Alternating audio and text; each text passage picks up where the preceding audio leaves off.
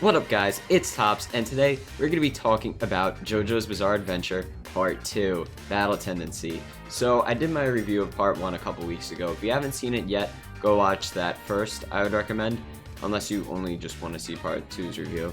But also, if you have not watched Part 1 of the show, really watch that part before this, because although for the first like half of it, I'm going to refrain from saying any spoilers about Part 2, it's going to be spoilers for Part 1 because I can't really talk much about this arc without saying any spoilers for Part 1. So if you haven't seen any of JoJo's Bizarre Adventure, go watch Part 1 right now, and then you can come to this review. The first half of this, it's not going to have any spoilers from Part 2, but I'll give a warning midway through the video, and then there'll be spoilers beyond that. But let's get right into this review. So this proves that Part 1 was really just Part 1. It was part of a much bigger picture. Now, in the first part, when we had Dio, the vampire that wanted to take over the world, it seemed like that was the whole show then and there. They finish off Dio, they destroy the mask, and everything is done and it's all over with. But no, we find out that there's more masks. That was just one of them, and people are going to try and get these and get as much power as they can. And then we find out that that's not even the biggest issue. There are pillar men, they're called, that have been sleeping for like thousands of years that hold like the key to the creation of these masks, and we get to learn more later in the series about why and how these masks were created and what was the whole point of everything. I won't dive into that yet though, because that's a little bit of spoiler territory, so I'm going to refrain from talking about that till the end. But we do get to learn more about this throughout this arc, so that's good. We get to learn about the knowledge like behind this, so it makes some more sense to us. But we also get a brand new protagonist this time around, since the show starts 50 years later and the tragic death of Jonathan at the end of Part 1, we need a new main protagonist. Now, who is this going to be? It's actually the grandson of Jonathan, Joseph Joestar. Now, Joseph Joestar, he has to be like the best protagonist. Like, I mean, like he's really good. Like, I haven't seen past Part 3 as of the time of this recording. But out of the first 3, he's my favorite so far, because, you know, he's a perfect balance. Jonathan was too much of a gentleman, and then Jotaro, well, I mean, he's just kind of an ass. So,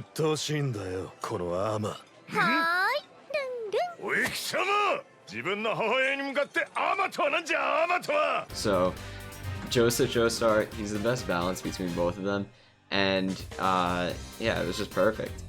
And here we also get to see much more Hamon training.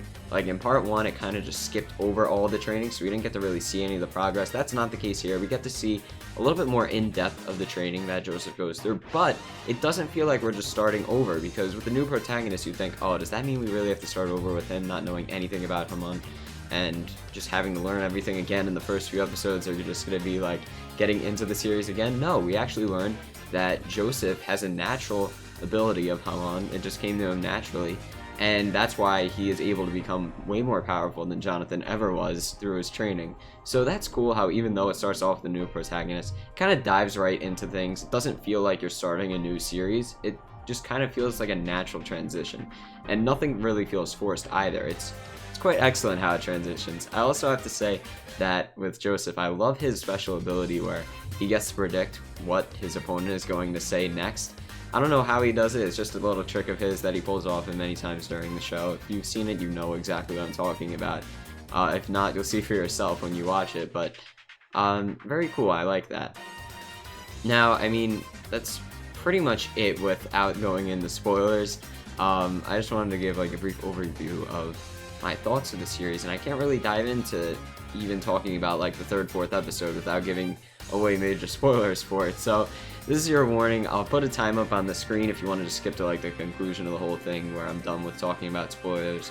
You go there, and if you want to stay here though, keep watching. So I'm just gonna have to cut to the chase, honestly. What was that fight at the end with Cars? Like, the last Pillarman who used the stone, he's like a god. He is completely immortal. What was that fight? That made no sense at all. It was the most like BS fight I've ever seen. Although I did love it. It was great. But at the same time, like, I know JoJo's doesn't really make the most sense, and it's not really supposed to, but they're on a rock. They're on like a boulder, right? Like the size of a football field that's just like shooting up into the sky. I don't even know how it's going that high after a volcano eruption. Like, I get it, the Hamon made it very powerful. I guess that's really the only excuse you can use for anything in the show. Oh, it's Hamon. Anything that, like, just contradicts real-world physics, oh, it's Hamon. So I guess that's their excuse for it, but they're shooting, like, so far into the sky, and then, like, Joseph distracts cars, and then he just gets hit by another rock, but, like, why was that rock going faster? I guess because it was smaller. It was traveling faster. Like, why did it only catch up at that moment? Why was there, you know, like, after, when the volcano erupted, wouldn't all the rocks, like, fly up at the same exact time? So, like, why was there a little rock that only catched up to them at that point? Doesn't really make much sense, I know, but I guess I'm thinking way too into this. And how did Joseph grab Car's neck with his hand that wasn't attached to his body?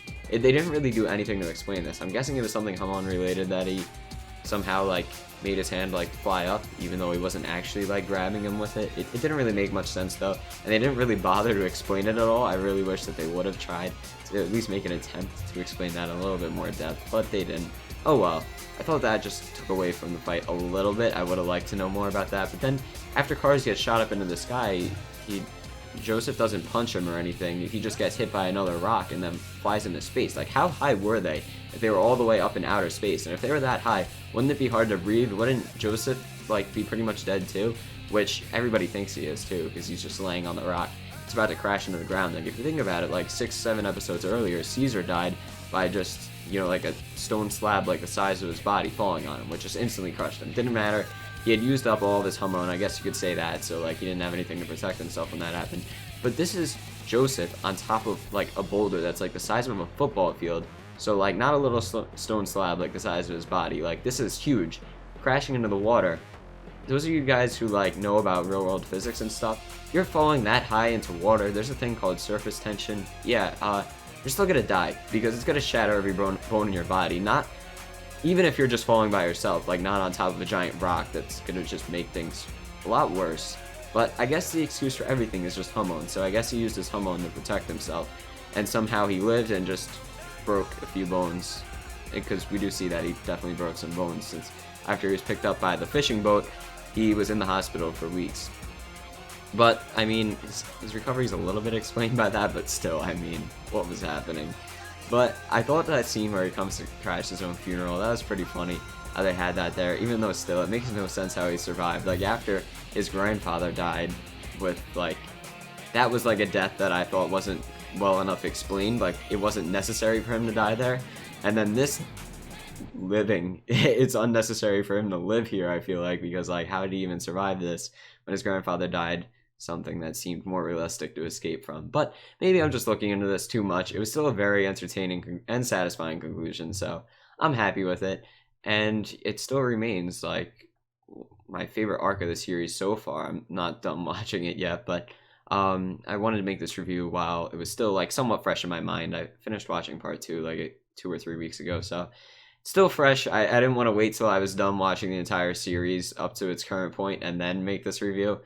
But yeah, I mean, I guess that's pretty much it for spoilers. So I hope you guys enjoyed this video. This is a very good arc to JoJo's, and JoJo's is just a very good show in general. So if you haven't watched it yet, if you watched part 1 and you're not sure whether you want to, like, wait a little bit before you go to part 2, just watch part 2 now. Watch it while part 1's still fresh in your mind, because there are a lot of connections back to it, and some of the cast members from part 1 do make a return. Not too many, but a few do. So they are definitely connected, even though it's 50 years later and it's a different generation and most of the characters are different. You do have some other descendants too of characters from part 1. So it's very good. It ties everything together perfectly. That's just all I gotta say. But hope you guys enjoyed this video. If you did, please leave a like. It really helps out. Thank you guys so much for the support. This is Tops, and I'm out.